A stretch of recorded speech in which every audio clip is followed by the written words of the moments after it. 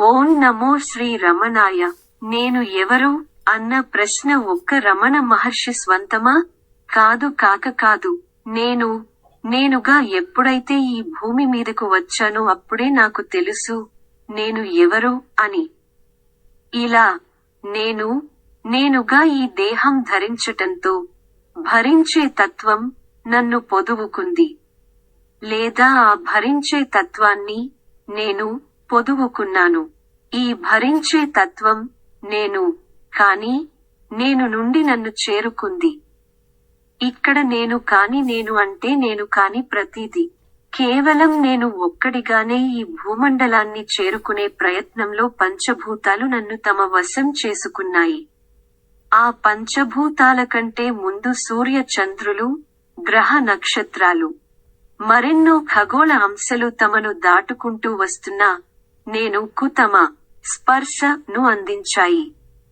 కాబట్టి నేనుగా భూగోళానికి ప్రయాణమైన నేను ఖగోళాన్ని దాటుకుంటూ వస్తుండగా నేను మరొక నేనుగా రూపాంతరం చెందాను.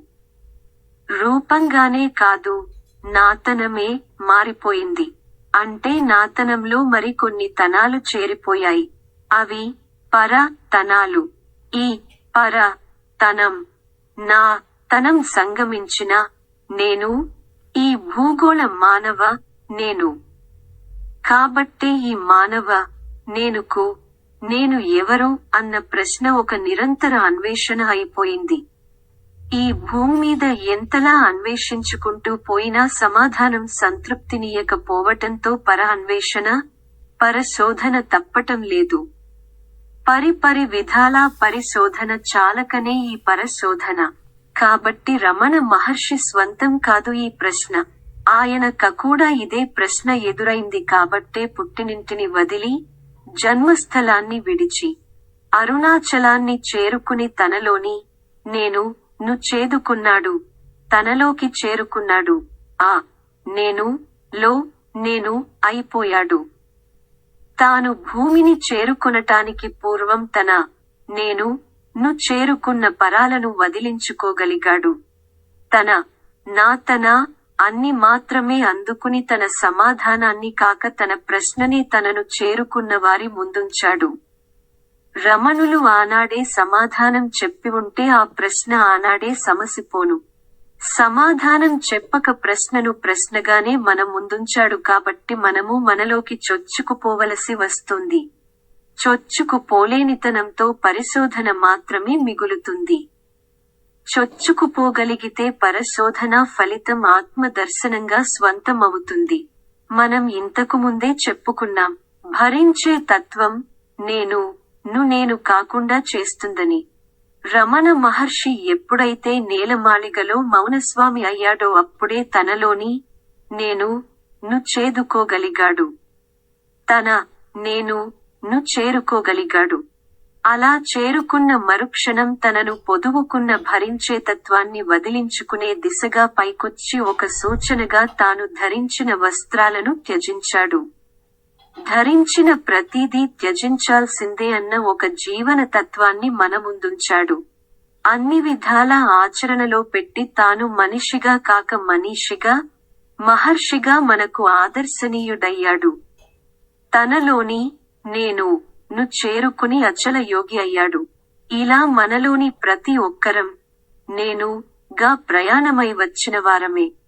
రమణుడిలా లను మోసుకు వచ్చిన వారమే. అది మోత బరువు అని తెలుసుకోలేక ఈ లోక జీవితకాల బరువులను సైతం మీద నేసుకుని కొట్టుమిట్టాడుతూ ఏ బరువులను దింపుకోలేకపోతున్నాం. భ్రమల మధ్య పరిభ్రమిస్తున్నాం. జనన వలయంలోనే కాదు మరణ వలయంలోనూ చిక్కుబడిపోతున్నాం.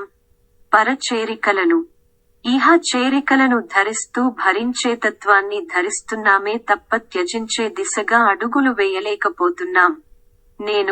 భరిస్తుంటే పెత్తనం మరింతగా బలపడుతోంది.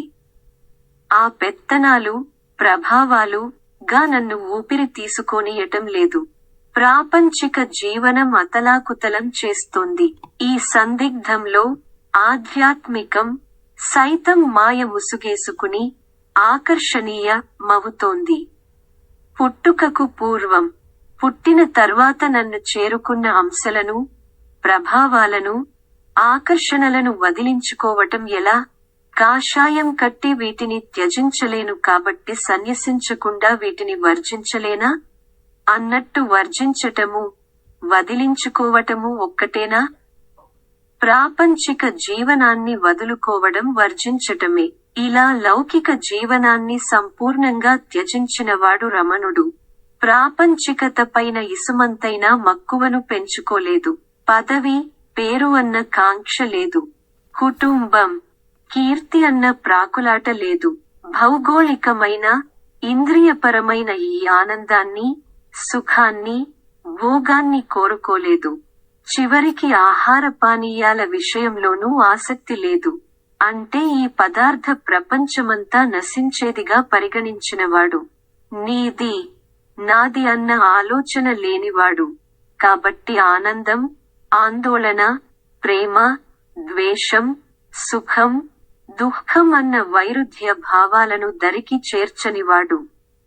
ఎటువంటి చింతన, చింత లేనివాడు. నేను, నువ్వు లేని ఏకాంతంలో వసించినవాడు. ఇలా తాను పరిపూర్ణుడు, పరిపూర్ణత్వం తన ప్రతిబింబం అయినవాడు యోగి. ఇంకా చెప్పాలంటే కర్మయోగి. ఈ ప్రాపంచిక తల నుండి దూరం చేసుకోవటమే. మీ అందరికీ ఆ అరుణాచలేశ్వరుని ఆశీస్సులు ఉండాలని ప్రార్థిస్తూ. ఓం శాంతి శాంతి శాంతిః. దయచేసి టైం ఉంటే ఈ ఛానల్ ని సబ్స్క్రైబ్ చేసి ప్రక్కనే ఉన్న బెల్ ఐకాన్ని నొక్కండి. అప్పుడు నేను అప్లోడ్ చేసే వీడియోస్ మీకు వెంటనే కనిపిస్తాయి.